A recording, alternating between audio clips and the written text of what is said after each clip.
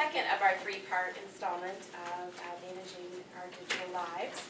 This time we're going to have Sarah Williams and Monica Garcia from the Human Resources Department talk a little bit about ergonomics. So I'll let them go ahead and get started. And just a quick reminder, if you haven't already signed in, please make sure you do so before you leave. Thanks. Welcome, everybody. How's everybody doing this afternoon? For those of you who are in leadership pipeline, are we still awake? Good. Do you want to turn the lights just a smidge bit? I would have picked a different color. There we go. Are you okay, Laura? Great. So we are going to talk a little bit about ergonomics and workstation setup, because as Rebecca pointed out, work should not hurt. So the first thing is, what the heck is ergonomics? We say this word all the time and people kind of look at me funny like, what are you talking about? So it truly is a science of fitting workplace conditions and job demands to the capabilities of the working population. So everybody's ergonomics looks a little bit different because we all bring a little something different to our workstations. And it refers to assessing those work-related factors that may pose a risk of musculoskeletal disorders and recommendations to alleviate them. So the whole purpose of doing ergonomic evaluations is to make sure that when you're at your work sites that you're comfortable and you're not causing additional stress to your body. Again, what's the point of ergonomics? Its effective and successful fits assure high productivity, avoidance of illness and injury risk, and increased satisfaction among the workers. Because who wants to be uncomfortable all day long? And you'll just be more comfortable. So some things we're going to talk about is poor office setup versus good office setup. We've got some handouts. I'm going to send those around right there, Monica. It'll just show you some pictures of what should your workspaces look like. Now, if anybody's seen my workspace, it's not a good example. I make it work, but it's not great. So we'll talk a little bit about the setup and some of the things that you can look at for yourself to assess what your station looks like. So with a poor office setup, it's going to cause some ongoing payment issues. So one of the things that are kind of highlighted here is that the shoulders are pulled up high, up to the neck. So, I know some of us kind of walk around looking like this towards the end of the day. I sometimes have to make that conscious effort of, hey, let's remove the shoulders from the ears and get back into function. You've got your elbows a little bit too much of an angle.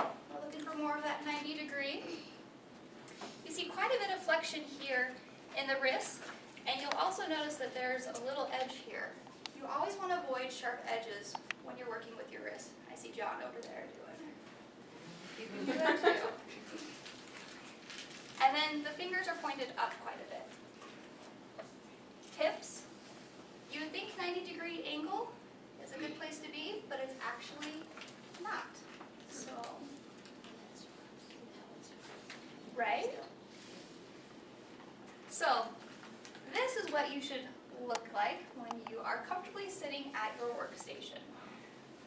So you can see there's a big difference between where your shoulders are and where your neck is at. So nice and loose and relaxed. You've got a nice little angle here. You've got a little cushioning from the arms of the chair. I'm going to tell you, as someone who does some worksite analysis, arms on chairs are really kind of awful. A lot of us, some people like them. I really don't recommend them because oftentimes they're too far out, they're too close in, you can't get as close to your desk as you'd like to be, so just take a look. Oftentimes the arms that come on a chair are removable, so sometimes I encourage you to flip them over and see what you can take off. And then you've got this nice little angle coming down towards the keyboard. You've also got just a slight shift in how the hips are positioned. So your hips should actually be slightly above your knees. And that's going to help you be the most comfortable sitting position. As we're all looking to see how we're sitting in that chair. Okay. So the first thing we want to kind of talk about is the center focus of what we're doing at our desk. So that's the computer screen. So what people see as the obvious is this should be right in front of you. Okay? You don't want to have to be turning over, typing here and looking over here because that's where your computer screen's at. You want it right in front of you. it should be about 18 inches away from you. Now I have some people say, if I have my computer screen 18 inches away from me, I wouldn't be able to see. Start there, and if you need to move it in a little bit closer, do that, but start further away first. The top of the screen should actually be at your eye level. So when you're sitting at your desk and you're looking at your computer screen, so just eyes flat across, you should be able to see the top of your computer screen. Because naturally, when we're looking at our computers just out, I'm not looking straight up like this. I've got my eyes slightly glanced down. So that's going to reduce some of that eye strain. Simple fixes if your computer screen is not high enough is you can use the old-fashioned telephone books, if any of us still have those around. They make risers as well. And unfortunately, if you need to bring it down, not all of the monitors have the adjustment, but some of them do have an adjustment where you can actually crank that screen down a little bit. Now, for the folks out there who may have bifocals, the way you look at your computer screen is going to be a little bit different. So if you're wearing bifocals, you might want to have it about 2 to 3 inches shorter. Because I'll see people and go, do you have bifocals? Because they're typing like this. So again, based upon what your eyeglass situation is, your monitor might look a little bit different. You want to have your monitor tilted just slightly up. So almost all the monitors are on a swivel, so you'll just tilt it up a little bit. Another thing that seems obvious is trying to avoid glare. So if you have an artificial light that's above you, then maybe you might need to turn that one off. Or my office space, I have a window here and a window here, my computer screen's here. So throughout the day, I have to close windows to minimize the glare. Again, that's going to help alleviate eye strain. If you're typing a document, try using a document holder, because you can use that document holder and have it up closer to the screen, more at the screen level. So if you are swiveling your head and swiveling your eyes, you're not making as much of a movement if you're trying to look down and type. So some of us do that as well. Any questions about computer screen evaluations? Keyboard setup. There isn't a whole lot of exciting things to talk about keyboards. When you're sitting at the keyboard, you really want to make sure that your shoulders are relaxed. So again, you don't want to have to hunch your shoulders up to be able to get to where your keyboard's at. So you want to be able to reach your keyboard for a comfortable position where your shoulders are nice and relaxed. You want your forearms to be fairly parallel to the floor when you're doing your typing. And your wrist should be free of edges. So you'll see people who will type, I'm sure you can't get this, Miss Laura, but, and their wrists are right on the edge of their work surface or on the edge of the keyboard. And that puts added pressure on this little compartment right here, and that's something that you want to avoid. So there's lots of great little pads that will go in front of your keyboard so that you can not rest. One of the things I recommend sometimes to people is if you take your keyboard and you scoot it all the way to the edge of your desk, then that way you don't have a sharp edge to rest on because you've got the... On the back of the keyboard, typically there's those little tabs you can elevate the incline of your keyboard. Would you recommend it staying flat or being elevated? I actually recommend on those to flip the little tabs on the back of it down so you actually have a flat keyboard. Because if you have it flexed up, your tendency with your wrist is to flex them up as well. Whereas if it's down, then you're going to have a more natural position on your keyboard. And most people don't even think about those tabs as going down. I did a couple different assessments and people are like, I had no idea that did that. Mine falls down and I put it back up, so maybe I just quit fighting. Just try it. See, the universe is telling you, have it flat. So again, your wrists want to be in a nice, neutral, easy position while you're typing. We were looking at some statistics as we were putting this presentation together, and if you only type 40 words per minute in an 8-hour day, they said you make like 69,000 keystrokes. So you want to be as comfortable and neutral if you're making that many keystrokes. You can also, so this again just kind of shows some nice neutral positioning for keyboards. Again, having it flat. And in this one you can see what it actually looks like on your wrist joints when you've got that keyboard tilted up. Also, just trying to keep them flat, so not trying to curve in or out to get your keys. So for people who do things like this, an ergonomic keyboard is really handy because it already has the keys set up in that way. Personal preference, if people like these. I can't type on one of these. But again, for some people, they can't imagine typing on anything else. It takes a little bit of getting used to, but once you get used to it, you can't imagine going back to a regular keyboard after using that. So just another option that's out there.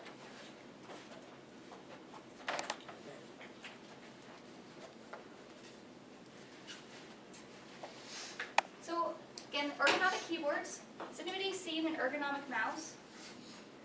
These are just some of the options that are out there. I even saw some that are actually set up as joysticks, which I'm not quite sure how that's better. Any insight on that, John? No. The one that I prefer to use is, should have grabbed it in the first place, this type. It doesn't roll at all. It doesn't move, it stays stationary on my desk. And I use my thumb to move the cursor around. So I can just naturally rest my hand right on top of it and use my thumb to do all the moving. So there's no flexing of the wrist in the process. My little clickers are right here. IT hates to come to my desk because none of them know how to use this thing. But once you get some practice at it again, you can't imagine going back to doing anything else. So just another little option.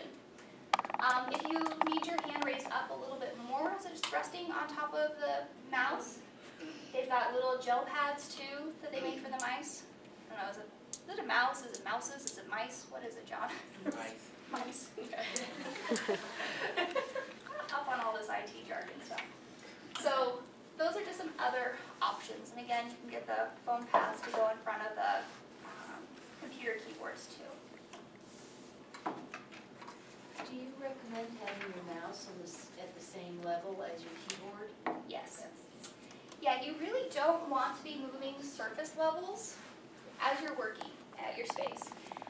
As you just kind of set stuff up at your desk too, you want to have everything within easy reaching distance if you're using it regularly. So your keyboard you want pretty close to you, your mouse you want to be pretty close to you.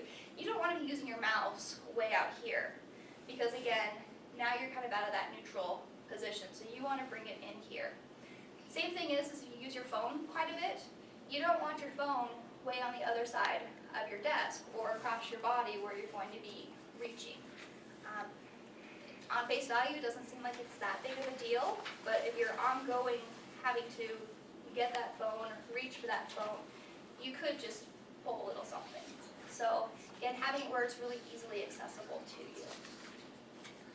Sometimes people talk about green zones, yellow zones, red zones. So the green's the stuff that you use regularly, yellow stuff that maybe occasionally throughout your workday, and then red being things that, you know, maybe the files that you hardly ever get into.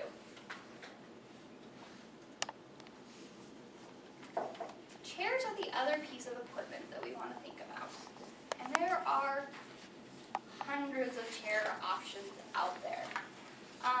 But they're really important because, well, that's where our tushes are pretty much the entire day, those of us that are office bound. So when you're assessing a chair, you want to know, is the seat pan wide enough? And is it supportive for me sitting there? When you're sitting in your seat, you should have about 2 inches between the back of the seat and the back of your knee. So I think without being on a stage, I don't know if you can even see that, but you would sit down in your chair, and when you're comfortably rested in it, how much space do you have? So my seat pan could actually come out just a smidge bit more if I wanted to, for more support. So simple thing that you can do, you can just sit in your chair and check whether or not it fits. And then is the lumbar support resting just above your belt line? So that little part that kind of bumps out, is it right at your belt line? So mine is, so I feel comfortably supported even though I mess with my chair on the way over here. If you're not sure, quite where your chair is hitting, there's a little trick. You can take a sticky note and do the sticky side out and kind of hold it there and then set back against your chair and then scoot out and see if the lumbar really is hitting where you think it is. So just another little quick assessment that you can do. And then the back rest should actually recline just slightly. I don't think we think about that. I think most of us try to sit pretty upright, but if it's actually reclined, we kind of have a tendency to be a little bit more comfortable as we're sitting at our desks. Again, more of a natural, neutral position. Rebecca will get mad at me for saying this because she likes to tell everybody that you should sit on the very edge of your chair and you should engage your muscles, but really, if you're doing that all day long, you can get fatigued pretty quickly. And then you catch yourself just kind of doing the slouchy slump. I catch myself at the end of the day doing the slouchy slump. And once again, you have to remind yourself, scoot back, shoulders nice and relaxed. A lot of chairs these days have lots of adjustments that you can do to them on your own, or you can... If you can figure it out. Right, you should have seen this before we walked in here. Yeah. A lot of the chairs, the backs will raise up. They'll also raise down. I haven't figured that part out. You have to pull all the way up and let it drop all the way. It's very, yeah.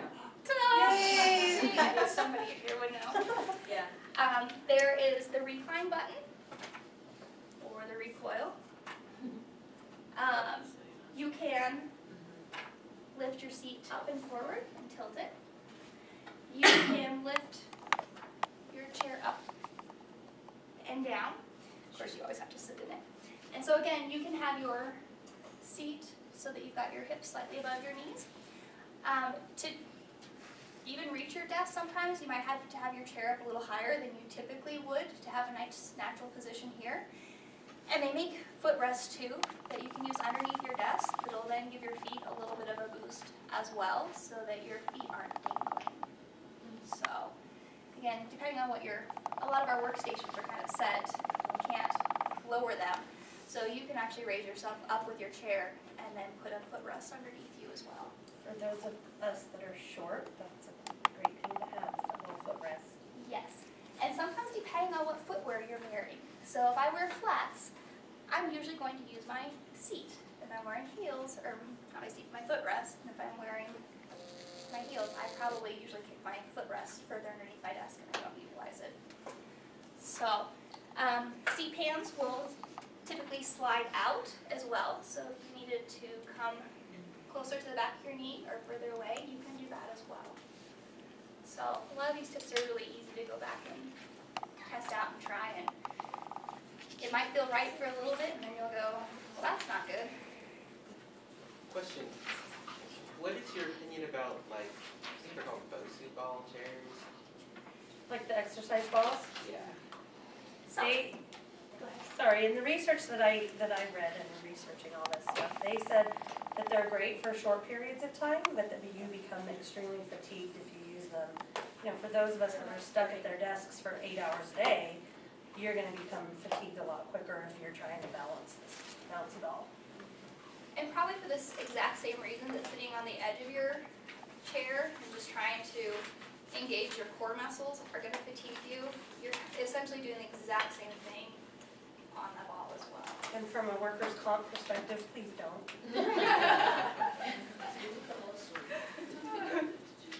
Yeah, we liked it. We just usually go for, no more than an hour. And that's a good option, to use it, for short periods of time and then sort of readjust and give It yourself a actually break from made your you chair. feel less fatigued just to that break. Uh-huh. But then pretty soon you were getting tired and then you went back to a chair. A regular chair. Any other questions about chair adjustments?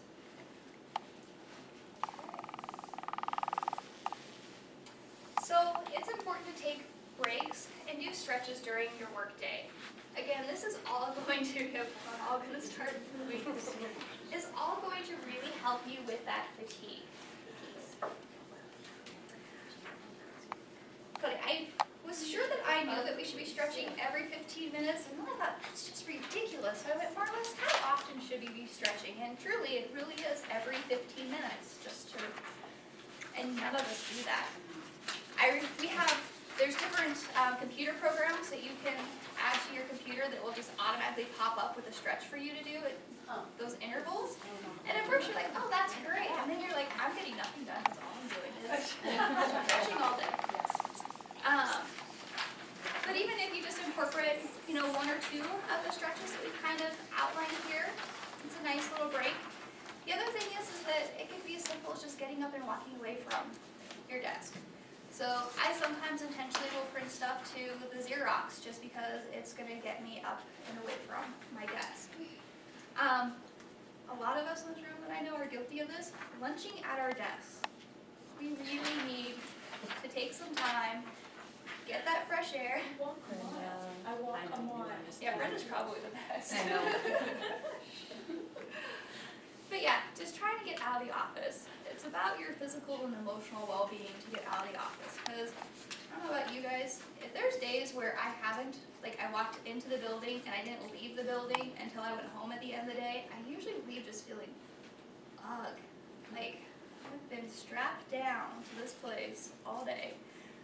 Not that it's a bad place, but we just need to go sometimes. I wanted to say something about the break thing, and it's so funny because it's like, oh yeah, I can do that. You're on the telephone and you're having a conversation, just stand up. Mm-hmm. It is so amazing what a difference that makes, and you haven't stopped working. Nope, you're still being You productive. just stood up, and while you're on the phone, you can stretch a little bit, and I do that, I'm on the phone a lot. Yeah. But it's huge, just getting out of your chair for that, half of that conversation. And Brenda being on the phone a lot too uses a headset. So that's another piece of the ergonomic setup. If you're someone who is on the phone throughout the day, you probably want to talk with your supervisor about inquiring about getting a headset. Because after a while, because most of us don't just pick up the phone and hold it here like we're supposed to. Like we're bad kids. And we hold the phone like this, and we go to the computer, and we get to our mouse, and we look at an email, and say, yeah, And we're reaching. and then we're reaching, and then you're stretching, it's all bad. And again, we're all guilty of it. So it's just that conscious effort of making sure that every time we're moving, that we're doing it biomechanically efficient. And this is not efficient. It's really bad. And for eye strain too, every so often, go to a window and let your eyes look far away because you spend your whole day with your computer 18 inches away or closer to your face. So look out a window, go outside, look towards the book cliffs, the monument, whatever, look as far as your eyes can see, just so that you give your eyes a little break. And if you think about your day, typically, not everything we need to do is sitting at the computer, working at the computer. So think about those tasks that don't require you to do that and kind of mix it up throughout your day, and that just gives you a little bit of a break from the constant keyboarding, the constant phone, and things of that nature. So again, just kind of breaks up that constant sitting at your desk. We don't really think about how we can get work-related injuries from sitting at our desk as much, but the more time we spend at our desk, really the more likely it is, especially if we haven't made some of these ergonomic adjustments to our workspace. So you've got some good handouts about the stretches.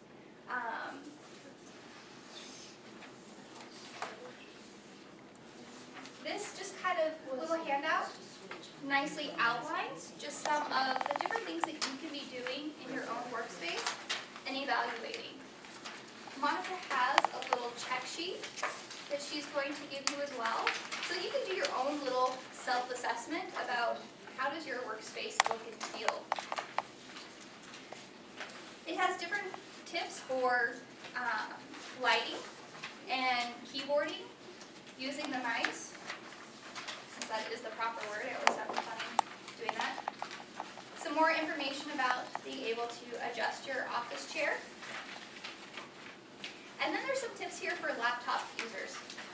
Because I know some of us, that is our primary computer that we have at our workspace, is a laptop. And there's a whole different realm of setup in using that.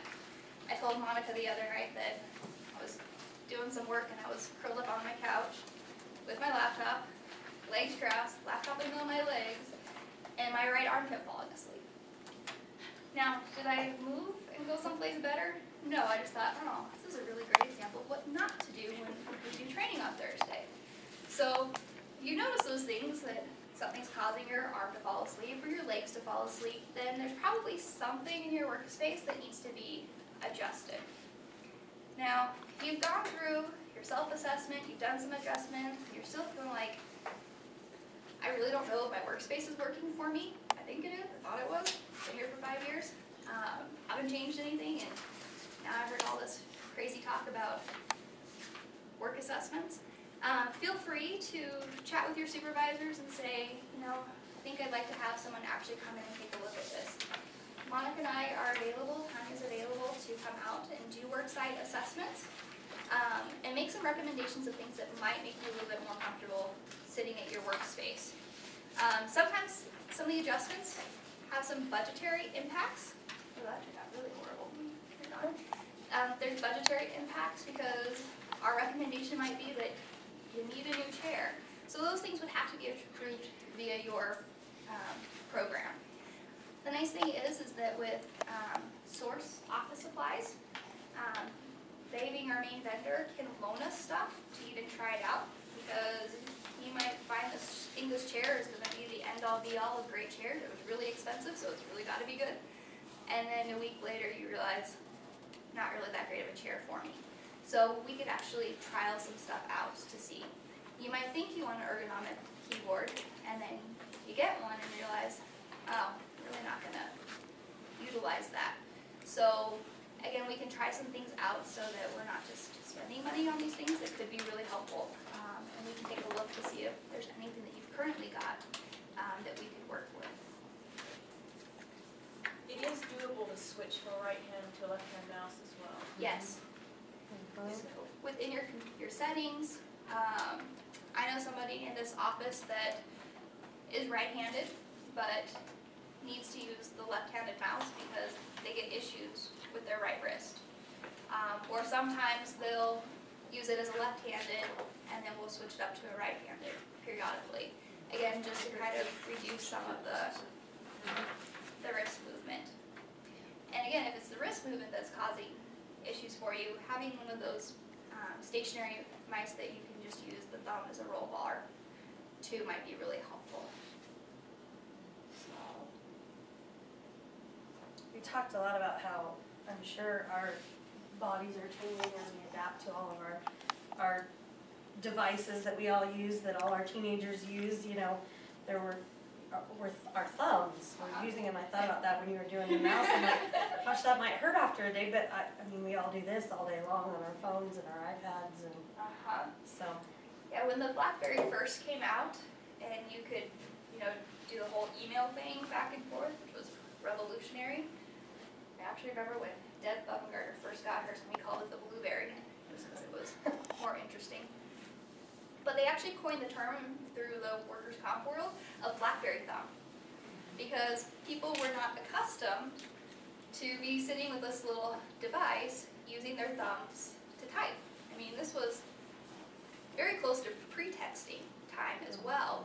Well, I think for the most part we're fairly well adapted now to doing this. And I know that if I'm off-site and I'm working from my phone, then even I'll start to get a little bit of fatigue from doing the keying with my thumbs.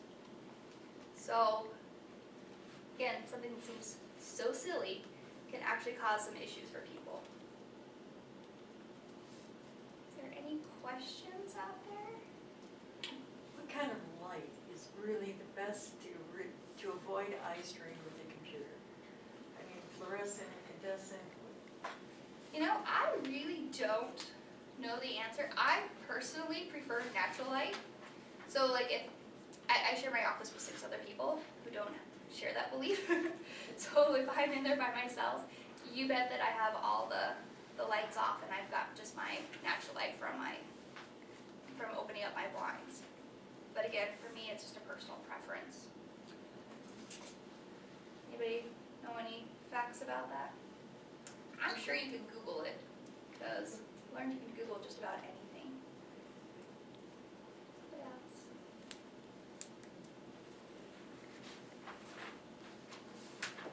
I think it's important just to, like we talked about, remind yourself to do the stretching, because we all get so involved in whatever projects we're working on that that we forget, and next thing you look up and it's 3 hours later and you've sat in the same position for 3 hours, or you have to remind yourself to just relax, let your shoulders down, take a walk, or get something from the coffee room, go get a thing of water, whatever. It's just important to check yourself, because nobody else is gonna walk by and say, hey, have you stretched lately? Now, I used to have an office mate who, they would declare, oh my gosh, I need to remove my shoulder from my ears, which was always a trigger for me. And the same thing would happen too, if I would make a comment like that, you would hear her go, oh, glad you finally said something. I didn't realize how tense I was. So even, if you have office mates, if you say little things like that, things that might trigger them to take a little break, then they might return the favor too and let you know when they feel like they need to kind of move about too. Because typically we all need it more often than what we think. Because we do spend a lot of time here. I took apart my desk to bring in some props, and then I went, well, Mike's not done yet, so I guess I could get some work. Nope, there's really nothing I can do right now because everything's right here. So get away from those desks a little bit. See some people. Email's not always the most efficient way of communication, especially if somebody's in the same building. I'm guilty of it too. So get up, walk around, talk to your folks. I'd just like to add on the chairs. We bought a lot of chairs, and there is some models that tend to work well for most people. So if you are in the market for a chair, call me, because I get you the model number. Not that you can't, if that chair doesn't work for you, please get the one that does, but this one would be like a good value, and it is pretty versatile and work for most people. Yeah, I know when I got this one, this happened to be the chair of the moment where it had the most adjustments at a reduced cost. I think that is the chair. I think I'd have to look at the bottom of it, but I believe that's the right one. Yeah. And I've had this one for maybe 5 years now. And there's a variance on either the smaller back or larger back if you have a preference on the size of the back. But in terms of the options, it'll mostly fit most people. Because there is just so many adjustments. And it's not a $900 chair. No. And oftentimes too, we get into a workspace and we've acquired all the stuff that came with it too. So talk to us. We might have stuff that you can even borrow and swap out where we don't even have to purchase anything. Because I think I was finally excited that whoever had this chair before me had moved out, and that meant that this chair was finally mine, because I had all these hand-me-down chairs for all these years. And you have the hand-me-down keyboard and the hand-me-down, computer screen, and I think I had the first flat screen in this office after someone had moved out, and I remember it was only this big. But at the time, that was really exciting. And then we started getting these, nice big monitors, and was so thrilled when one was approved because I could actually see all the spreadsheets that I was working with. So know that just because it came with the space doesn't mean it has to stay with the space.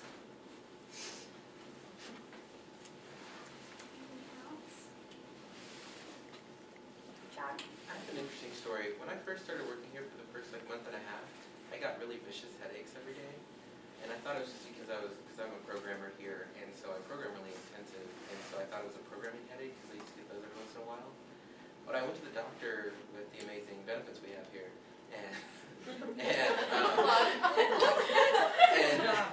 they said I had a lot of eye strain. I pushed my monitors back 2 inches, and the headaches went away. 2 inches. That was it. Wow. Thanks for that, John. Yeah, sometimes it is just something so little. And you typically can't see what you look like at your workspace. So one of the things that that I try to remember to do, and I did not do it on my last assessment, is to take a picture of you guys actually sitting at your desk before we come in and touch anything, because you'll see a grave difference between how your body just looks. And so it's often awkward when we come and do the assessments because we just tell you, just work about your desk. Pretend I'm not here. Got this little check sheet. We're, kind of doing this. We're doing this. Making our little notes while you're kind of staring at us, trying to be natural and work.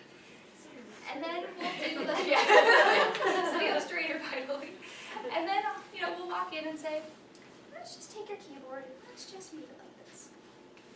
Now just work. Of course, they're going, how the heck do I work like this now? You know, give you a little bit of time, settle in, and we'll come in and say, well, let's just take your chair here and let's just lift that up a little bit. You know, let's see. You know, you step back again, you kind of take it in. We do our full kind of gamut of what we think at the moment to assess. Then we'll walk away and say, okay, you just hang out, you work, and I'll come back.